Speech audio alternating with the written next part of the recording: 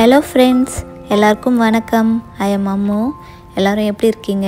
எல்லோரும் நல்லா இருக்கீங்க நான் நம்புகிறேன். நான் ரீசெண்டாக துளசி செடி வாங்கிட்டு வந்திருந்தேன். அது வாங்கும்போது சின்ன ஜாடியில் தான் கொடுத்துருந்தாங்க. அந்த அளவுக்கு க்ரோத்தே இல்லை. இலைலாம் எல்லோவாக ஆகி கொட்டிடுச்சு. எப்பயுமே நான் செடி வாங்கினேன்னா அதுக்கப்புறமா பெரிய ஜாடிக்கு மாற்றி வைப்பேன். அப்போ தான் அதோடைய க்ரோத் ஒன்றுமே நல்லா இருக்கும். ஜாடியும் மண்ணுமே வாங்கிட்டு வந்திருந்தேன். அதை இப்போ மாற்ற போகிறேன். இங்கே நிறைய வெரைட்டியில் மண் இருக்குது. எந்த மண் வாங்குறதுனே தெரியல. இந்த மண் தான் இன்டோர் அவுட்டோர் பிளான்ட்டுக்கு யூஸ் பண்ணலான்ட்டு காமனாக போட்டு இருந்தாங்க. அதனால் வாங்கியிருந்தேன். இந்த மண்ணுமே தொட்டு பார்க்குறதுக்கு அவ்வளோ சாஃப்டாக இருந்துச்சு. தொடவே அவ்வளோ அழகாக இருந்தது.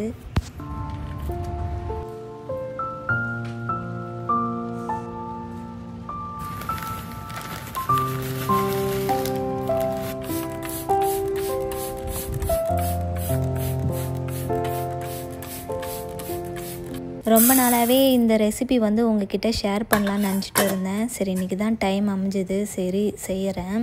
இது கருப்பு கவனி அரிசி. இதை வச்சு டெசர்ட் தான் செய்ய போகிறேன். இதை ஓவர் நைட் நல்லா ஊற வச்சுடுங்க. ஊற வச்சுட்டு அதே தண்ணியோடு நம்ம வேக வச்சு எடுக்கணும். உப்பு 1/4 டீஸ்பூன் அளவுக்கு சேர்த்துட்டு, இனிப்புக்கு கருப்பட்டி, நாட்டு சர்க்கரை, வெல்லம் நீங்கள் எது வேணாலும் சேர்த்துக்கலாம். பதாம் லீஃப் கிடச்சிதுன்னா இந்த மாதிரி நாட் போட்டு குக்கரில் வேக வைக்கும்போது சேர்த்துக்கோங்க. இது ஒரு ஃப்ளேவர்காண்டி தான் நம்ம ஆட் பண்ணுறோம். இது இல்லைனாலும் பரவாயில்ல.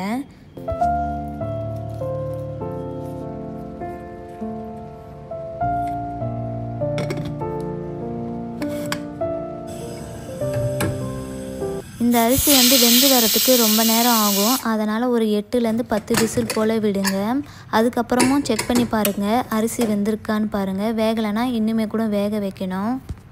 அரிசி நல்லா வெந்ததுக்கப்புறமா தேங்காய் பால் கொஞ்சமாக சேர்த்துக்கோங்க. உங்களுக்கு எவ்வளோ தேவையோ அவ்வளோத்துல சேர்த்துக்கோங்க. சேர்த்துட்டு நல்லா மிக்ஸ் பண்ணிவிட்டு இது ஒரு 2லேருந்து 3 நிமிஷம் கொதிக்க விடுங்க.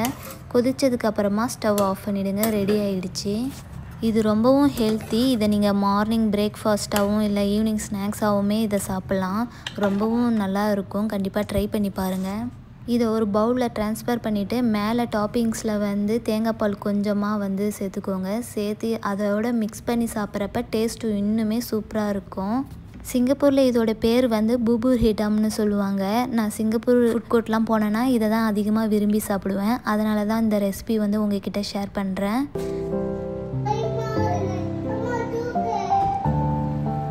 நான் பல வருஷமாக வாங்கணும்னு நினச்சிட்டு இருந்த பொருள் இன்றைக்கி வாங்கிட்டேன். அதை தான் இன்றைக்கி அன்பாக்ஸ் பண்ண போகிறோம். கிட்டத்தட்ட ஒரு 5-6 வருஷமாகவே இதை வாங்கணும்னு நினச்சிட்டு இருப்பேன். கடைக்கெலாம் போயிட்டு ப்ரைஸ்லாம் செக் பண்ணுவேன். ஆனால் வாங்கவே மாட்டேன். சரி, இப்போ கிட்ஸ்லாம் இருக்கிறதுனால கண்டிப்பாக இது வாங்கியே ஆகணும். ஏன்னா அவங்களுக்கு குக்கீஸ், கப் கேக்கு அந்த மாதிரி எதனா வெரைட்டியாக செஞ்சு கொடுக்கலான்னு சொல்லிவிட்டு இதை இந்த தடவை வாங்கிட்டேன். இது பவர் பேக் பிராண்டு. இது சிங்கப்பூரில் இருக்குது. சிங்கப்பூர்லேயே பார்த்திங்கன்னா 2 பிராண்டு கம்மியான ப்ரைஸில் இருந்துச்சு. அதில் இதுவும் ஒன்று.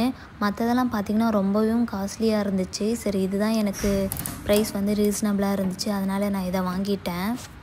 இதுலேயுமே சைஸ் பார்த்திங்கன்னா 25 லிட்டர், 30 லிட்டர், 50 லிட்டர் இருந்துச்சு. நான் நடுவில் மீடியமான சைஸில் 30 லிட்டர் வாங்கிக்கிட்டேன். ஏன்னா இதுதான் வீட்டில் வைக்கிறதுக்குமே ஃபேஸ் கன்வீனியண்ட்டாக இருக்கும். அதனால் 30 லிட்டர் வாங்கிட்டேன்.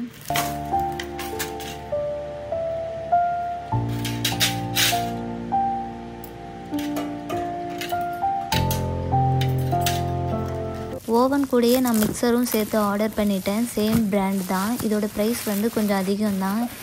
நான் இது ஒரு செட்டாகவே வாங்கிட்டேன். மிக்சிங் பவுலோடு சேர்த்து வாங்கிட்டேன். இது தனியாக ஹேண்டலோட வெறும் சீப்பாகவும் இருக்குது.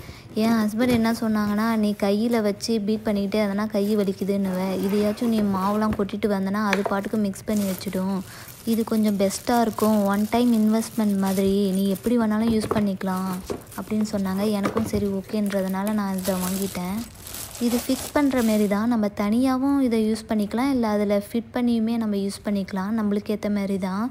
நான் ஓவனும் மிக்சருமே ஒரே கலரில் ஆர்டர் பண்ணியிருந்தேன். 2 மேட்சிங்காக இருக்கட்டும்னு சொல்லிட்டு. இந்த பிராண்ட் நான் முக்கியமாக சூஸ் பண்ணதுக்கு காரணம், இதில் வாரண்ட்டி 2 இயர்ஸ் கொடுத்துருந்தாங்க. இன்னொன்று கார்னல் இருக்குது. அது 1 இயர் தான் வாரண்ட்டி இருந்துச்சு. சரி, இதுதான் 2 இயர்ஸ்ன்றதுனால நான் இதையே ஆர்டர் பண்ணிட்டேன்.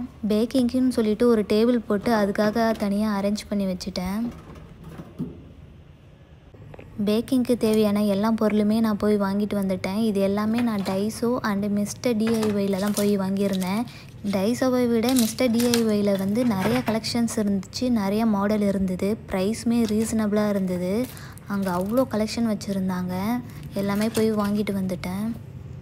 இதில் என்ன ஸ்பெஷலான ஒரு விஷயம்னா இது எல்லாமே எனக்கு கிடைச்ச ஒரு இன்கமில் நான் வாங்கியிருந்தேன். நான் கன்சீவ் ஆனதுலேருந்து இன்னி வரைக்குமே நான் வேலைக்கே போகலை. எதுவாக இருந்தாலுமே ஹஸ்பண்டே வாங்கி கொடுத்துருவாங்க.